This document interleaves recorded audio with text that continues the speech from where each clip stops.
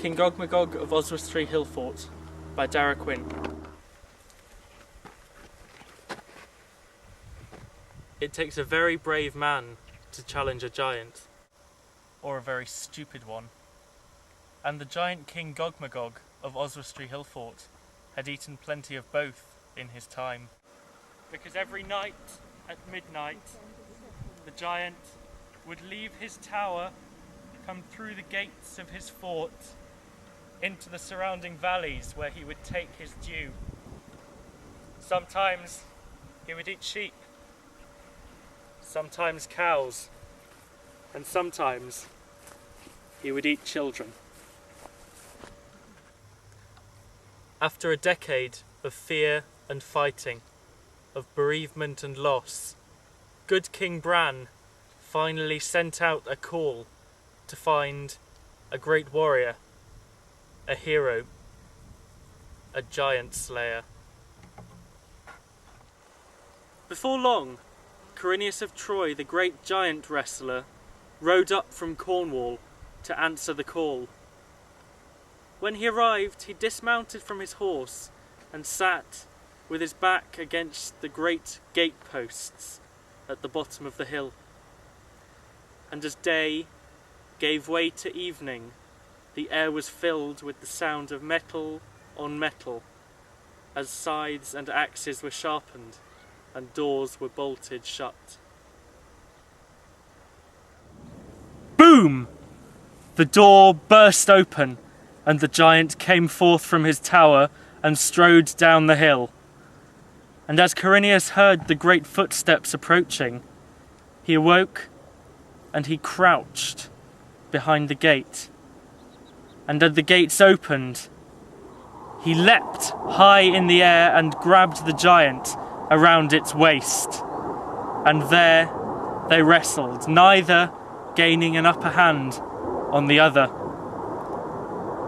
Until, after hours, the giant squeezed Corineus so hard that 3 of his ribs snapped.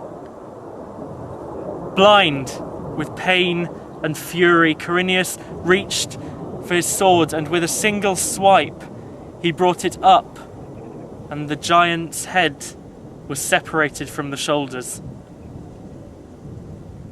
Victorious, Corineus lifted up the headless body of Gogmagog, and he cast it away across the plains, through the valleys, over the mountains and into the Irish Sea. And as the villagers gathered to celebrate and to chant Corineus's name, nobody saw the dark shadow streaming from the spiny tips of the leaves of a nearby yew tree. Nobody saw the shadow gather or fly away across the plains, through the valleys, over the mountains, over the cliffs, and into the Irish Sea, where it sank down and into the severed neck of the giant king. And first, that body began to twitch, and then it jerked, and then the corpse pulled its way back to the surface, where it returned to Oswestry to claim its castle.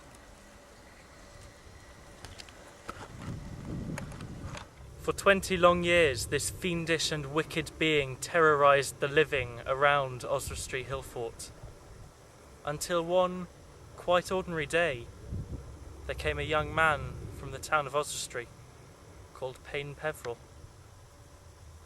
As midnight arrived and the giant corpse of this once great king made its way out of the tower and through the gates, Payne Peveril simply stepped into its path and produced a cross. Payne held the cross firm, and the spirit pleaded and bargained to be left alone, safe within Gogmagog's body. And Payne Peveril agreed, for a price. And so the spirit inside the giant's body led Payne to this hill, and speaking a single word, the trees moved aside, leaving a great hollow filled with treasure.